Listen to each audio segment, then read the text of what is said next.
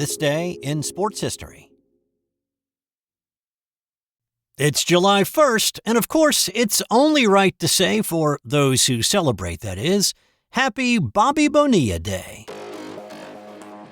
Looking for the perfect gift for that special someone who seems to have it all?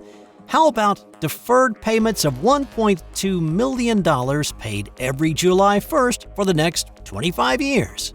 That's a whole lot better than a membership to the Sock of the Month Club.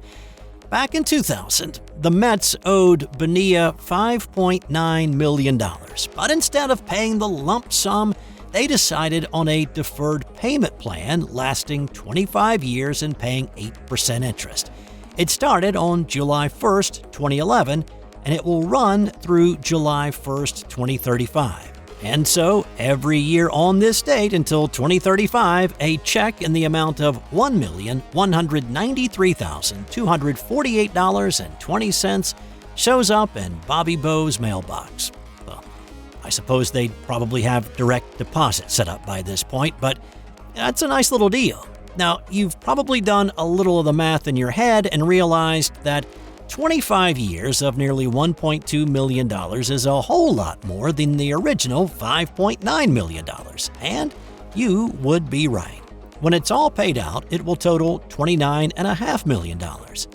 And that's where Bernie Madoff comes in. You know, the Ponzi scheme guy in New York that bilked millions of dollars out of a whole lot of financially savvy people. Well, the Mets ownership had money invested with Madoff in an annuity that was paying double-digit interest. The Mets were set to make a whole lot of money off that annuity that they would use to pay Bonilla a little each year, and if things had gone the way Madoff had promised, well, the Mets would have made a lot more than the $29.5 million. But then the financial crisis of 2008 hit, and the house of cards Madoff had built came crashing down around him, and the people and organizations that had invested with him lost millions upon millions of dollars. And that's why this deal is so infamous. Deferred contracts are not unheard of. Ken Griffey Jr. signed a deferred deal with Cincinnati back in 2000 with a final $3.59 million payment made last year. The LA Dodgers deferred payments for about $680 million of Shohei Ohtani's $700 million deal that will start paying him $68 million per year beginning in 2034 and running until 2043. Manny Ramirez, Matt Holliday, and Chris Davis of the Baltimore Orioles all have deferred payments as part of their contracts along with several others. But without a doubt, Bonilla's is the most well-known deferred payment deal ever signed. So, if you happen to see a Mets fan today, wish them Happy Bobby Bonilla Day. This episode is brought to you by the Sterling Soap Company. Sterling Soap is 100% natural, and with a variety of bath soaps, shave soaps, beard balm, lotions, cologne, and many more personal care products in a large variety of scents, you're sure to find something that's perfect for you or that special someone in your life. Check them out at sterlingsoap.com. So maybe on the opposite end of the Bobby Bo story is putting in a lot of work and not getting the payoff. That happened a couple of times on this day over the last century or more. In 1920, Washington Senator Walter Johnson struck out 10, did not walk a single batter, did not allow a hit, and won the game 1-0. So you're saying, yeah, he just threw a no-hitter. That's not bupkis. And you're right.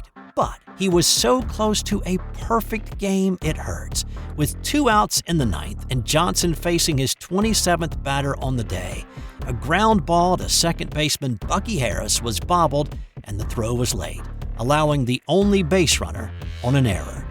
Harris had provided the lone run in the 7th for the margin of victory, but his error cost Johnson the perfecto. It was Johnson's only no-hitter of his career. Zooming ahead to 1990, New York's Andy Hawkins put in a whole lot of work and truly did not get any of the payoff.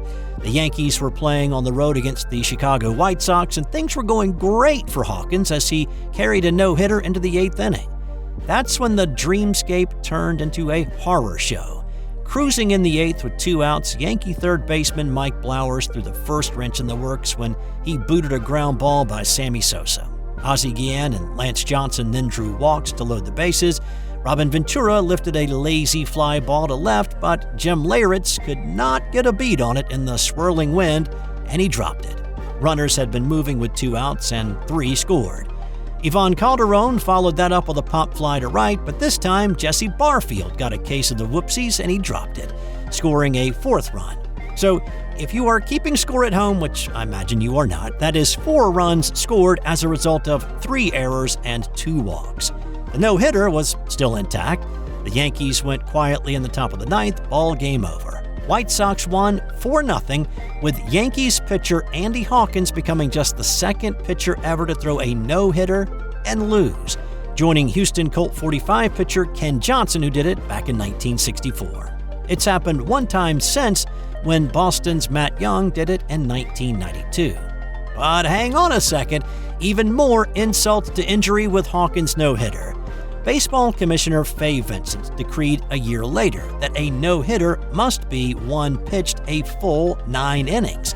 Hawkins only pitched 8 full innings since the White Sox did not need to hit in the 9th. Hawkins' effort is not even recognized by Major League Baseball as a no-hitter. On this day in 1902, pitcher Rube Waddell pitched just the 2nd Immaculate inning in Major League Baseball at that point. First off, in case you don't know what an Immaculate inning is, it is when a pitcher strikes out the side on the minimum number of 9 pitches. So, Waddell had just joined Connie Mack's Philadelphia Athletics team, and in fact, this was the first game he pitched for the A's. Philly was taking on Baltimore, and Waddell was nearly flawless. He faced the minimum number of 27 batters, but this was not a perfect game. He gave up 2 hits, with one of those base runners caught stealing and the other erased as part of a double play. The left-handed Waddell struck out 13 on the day, and in the 6th inning, Waddell was facing the bottom of the order and proceeded to strike out Billy Gilbert, Harry Howell, and Jack Cronin on 9 pitches for the Immaculate inning. He'd struck out that same trio on more than the minimum 9 pitches in the 3rd inning, and then when he was set to face those same 3 in the 9th, shouted to the crowd that they could all go home. The game was over. And then he struck them all out again. Waddell's 6th inning feat was the first Immaculate inning in 11 seasons and the only one thrown during that decade. It's become a little bit more common, with a few of them thrown a year now. There have been a total of 119 Immaculate innings in the history of baseball, with Miami's Cal Quantrill the most recent to do it, back on May 18th this year against Tampa Bay. Now, Rube Walker was one of the most interesting dudes to ever play the game. Eccentric is the word most often used to describe him, and I'll have a little bit more about Rube on the July 4th edition, when he and Cy Young had one of the all-time classic pitchers' duels in Major League history. On this day in 1984, Greg Norman was the beneficiary of a rather favorable ruling and the kindness of a patron to win the Canadian Open. Norman started the day 4 shots back of Nick Price, but by the time he got to the 17th, he had a 3-shot advantage over his playing partner, Jack Nicklaus. Norman was errant off the tee, and then he airmailed his approach to the 17th green with his ball coming to rest under a car in a parking lot. Now, the first 3 days of this tournament, that area had been out of bounds, meaning Norman would have had to take a stroke and distance penalty and hit from the original spot. But the out-of-bounds stakes were not there on the final day, and Jack was not happy with what he was seeing. Norman tapped in for a bogey instead of a much larger number. He parred the 18th and won by 2 shots over Nicklaus. It was an especially bitter pill to swallow for Jack because the Canadian Open title eluded him throughout his career, finishing second 7 times. On this day in 1998, the NBA lockout began, and this was the 3rd lockout in 4 years, but unlike the others, this one lasted more than 6 months and resulted in games being missed for the first time. Money was the key issue, as it always is in strikes and lockouts. The owners wanted a more solid salary cap. The players wanted the money to keep on flowing. With an expired collective bargaining agreement, the players refused to sit down with the owners. Finally, on January 19th, an agreement was reached, and then an abbreviated 50-game season started on February 5th. Attendance and television viewership was down once play resumed, though. Fans were disgruntled at the hubris of both league owners and players.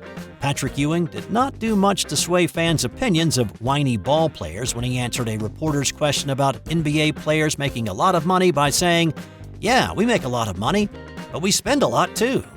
Of course, Michael Jordan's second retirement a few days before the lockout ended was also a cause for diminished interest in the game.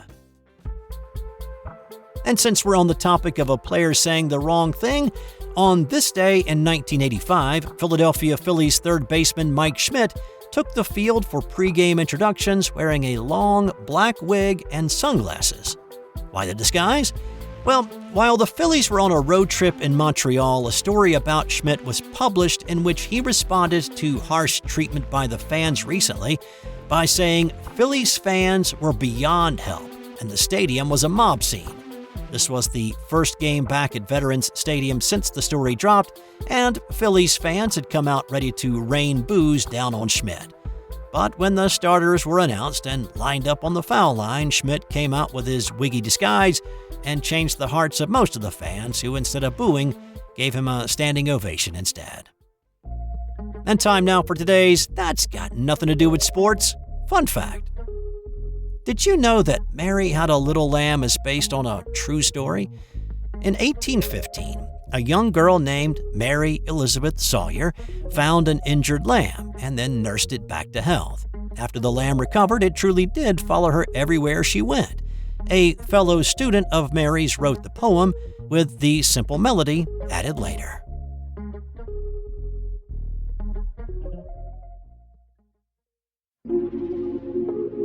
This has been an original Thrive Suite production.